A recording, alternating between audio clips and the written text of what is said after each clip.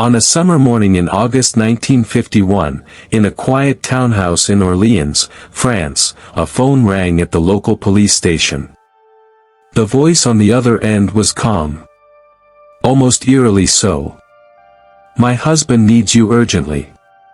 When police arrived minutes later, they found a woman waiting for them. She wasn't hiding. She wasn't running.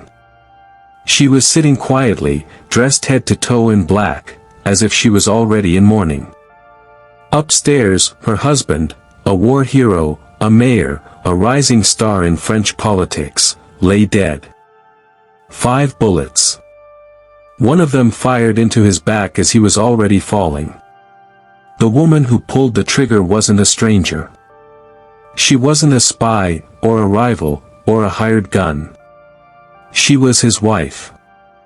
And within months, all of France would be arguing about whether she was a murderer, or a victim who simply ran out of other option. Before we get into how this case tore France apart in 1951, and the verdict that shocked the country, if you're into deep dive true crime cases like this one, consider subscribing. New cases every week, and I promise, this one gets stranger the deeper we go. To understand why this killing became a national obsession, you have to understand who Pierre and Yvonne Chevallier were. Pierre Chevallier was, by any measure, a golden boy of post-war France. A doctor by training, he'd served with distinction in the French resistance during the Second World War. After the war, his star only rose. He became mayor of Orléans, one of the most historic cities in France, and eventually a junior minister in the French government. He was handsome, decorated, and ambitious. The kind of man newspapers loved to photograph. Yvonne was his wife of over a decade. Together they had 2 sons. By outward appearances, they were a model post-war family, a war hero, his devoted wife, their children, their respectable home in Orléans. But underneath that image, something had been quietly rotting for years. According to later accounts, Pierre had grown cold toward his wife. The warmth of the early marriage had curdled into distance, then indifference, then something closer to contempt. When their young son fell seriously ill and Yvonne moved his bed into the couple's room to watch over him through the night, Pierre took it as an opportunity to relocate to the study. He never moved back. Yvonne didn't give up easily. She tried everything a devoted 1950s wife was taught to try.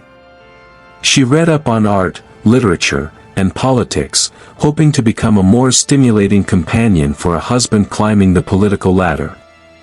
She booked appointments at fashionable salons. She bought new clothes. She attempted, again and again, to rekindle whatever intimacy had once existed between them. Pierre's response was, by most accounts, brutal in its simplicity. He told her plainly that she disgusted him. The rejection did something to Yvonne. She began suffering from severe anxiety, what doctors of the era vaguely termed nerves. She was prescribed Maxiton, an amphetamine, and Veronal, a barbiturate, a combination that today would raise serious red flags, but in 1950s France was handed out with little oversight. She smoked constantly. She stopped sleeping properly. Those around her noticed the toll, the hollowed, sleepless eyes of a woman coming apart at the seams. And then came the letter. In the spring of 1951, an anonymous note arrived, hinting that Pierre had taken a mistress. Yvonne went searching through his belongings and found what she was looking for, a love letter, tucked into the pocket of one of his jackets, addressed to Dear Pierre. The other woman was Jean Perrault, the wife of a wealthy neighbor.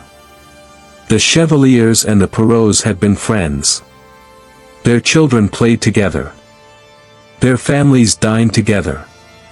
Gossip about Jean's affairs had apparently circulated among Orléans society for some time, but Yvonne hadn't wanted to believe her own husband was one of them. Now she had proof in her hands. By August of 1951, Pierre Chevalier's political career was accelerating. He'd just been sworn into his ministry post in Paris. The day after his swearing-in, he had a public appearance scheduled at a country fair near Orléans, and he asked his driver to stop at the family home so he could change. Yvonne followed him upstairs. It had been days since the two had spoken as anything resembling husband and wife. And in that dressing room, Yvonne made one final attempt to save the marriage, and the sequence, as later described, reads almost like the 5 stages of grief compressed into a single conversation. First, she threatened him. She would send their sons away to boarding school, she said, and he would lose the right to see them. Then she pleaded. She told him she could never love anyone else, that she couldn't bear the thought of him in another woman's arms. Then she bargained. She promised she would change, that she'd become the kind of wife worthy of him. Finally, as Pierre continued getting dressed, seemingly unmoved by any of it, Yvonne dropped to her knees, begging for his love. Witnesses to the aftermath would later describe Pierre's response as dismissive, even cruel. Minutes later, Yvonne retrieved a pistol she had purchased sometime earlier, reportedly, by her own account, intended for her own suicide. She fired 5 shots. The first 4 struck Pierre in the chest, forearm, thigh, and chin. The 5th hit him in the back as he was already collapsing. Then Yvonne called the police herself. It's genuinely hard to overstate how enormous this case became. This wasn't just a local scandal, it was front-page news across France for months. British, Spanish, and Italian newspapers picked it up. The story made it all the way to the New York Times, and the New Yorker ran a lengthy feature on it. Decades later, journalist Ben Bradley, yes, the Watergate-era Washington Post editor, would describe it in his memoirs as one of the defining French cultural events of the era, a textbook, crime passional, or crime of passion. But public opinion didn't stay in one place. At first, the country was outraged on Pierre's behalf. He was a decorated war hero, snatched away in his prime by his own wife. Early press coverage was, frankly, not kind to Yvonne. She was painted as an unsophisticated provincial woman, out of her depth next to a rising young statesman. The implication in some reporting was almost sympathetic to Pierre's wandering eye. Who could blame him for seeking more refined company? But as the details of the marriage came out, the years of coldness, the cruelty, the affair, the desperate final plea on her knees, the tide of public opinion began to turn. Slowly, Yvonne stopped looking like a jealous, unstable wife and started looking, to much of the French public, like a woman who had been pushed past every reasonable limit.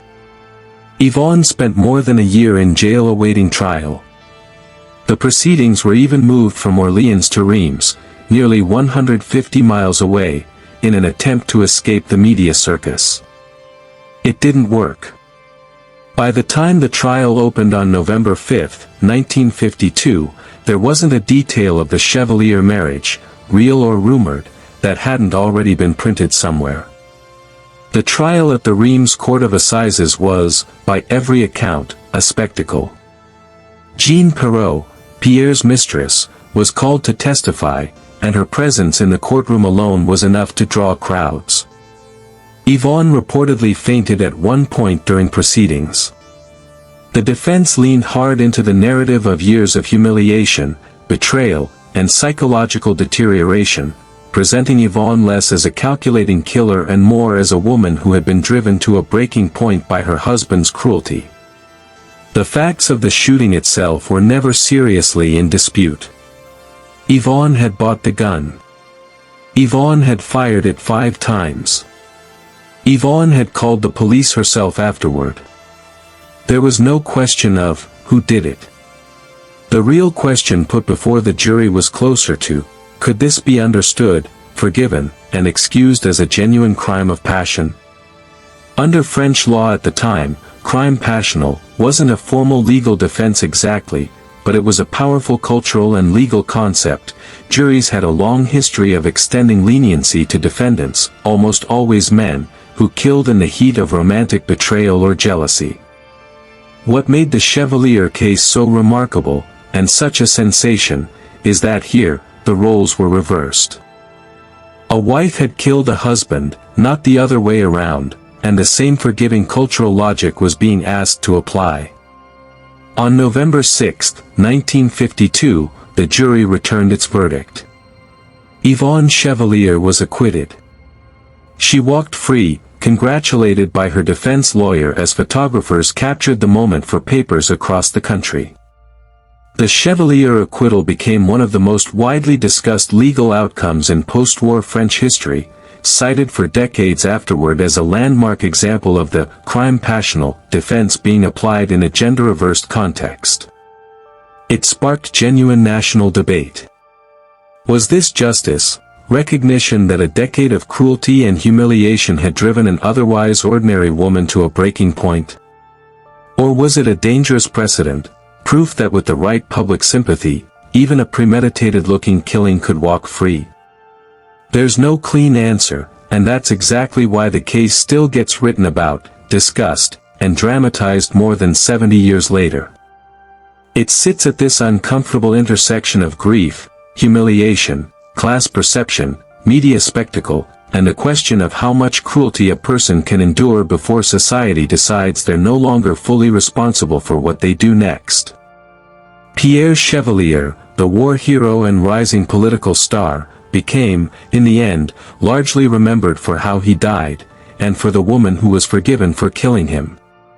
The Chevallier case remains a strange artifact of its time, a reminder of how differently the law, the press, and the public can treat the exact same set of facts, depending on the story they're told about who deserves sympathy. If you found this case as fascinating as I did, let me know in the comments, and if you haven't already, subscribe for more deep dives into the case's history almost forgot. Thanks for watching.